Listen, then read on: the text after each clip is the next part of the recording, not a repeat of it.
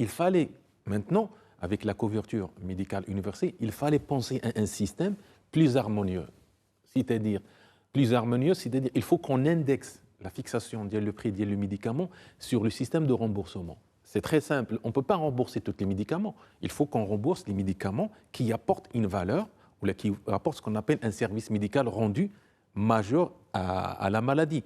Donc, qui dit ça? Il faut faire une étude vraiment, pharmaco-économique, parce que ce n'est pas que le médicament, c'est même la qualité de vie. Donc, il faut voir la qualité de vie. Il y a beaucoup de... C'est du rôle de qui? À qui incombe normalement, cette responsabilité? J'aime bien poser cette question. Non, c'est très simple. C'est très simple. Est-ce que c'est le ministère? Est-ce que c'est la prochaine agence nationale du médicament? Qui? Non, c'est normalement, c'est l'autorité de santé qui doit chapeauter le système de fixation de prix. Je m'explique. Donc, il faut que l'émission soit bien définie.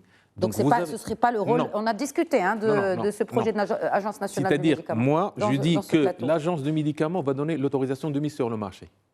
Donc, sa mission se limite à ça.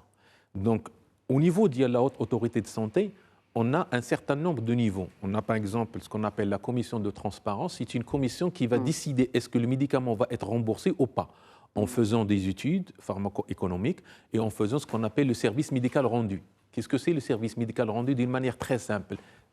Vous avez un médicament, qu'est-ce qu'il va apporter au patient sur le plan efficacité, sur le plan effet indésirable et sur le plan mode de vie et sur le plan prise en charge. Donc automatiquement, on dit ce médicament va être remboursé ou pas. Et après, il y a une autre comité économique des produits de santé. C'est elle qui va dire, c'est elle qui va fixer le prix et c'est elle qui va fixer le taux de remboursement. Okay.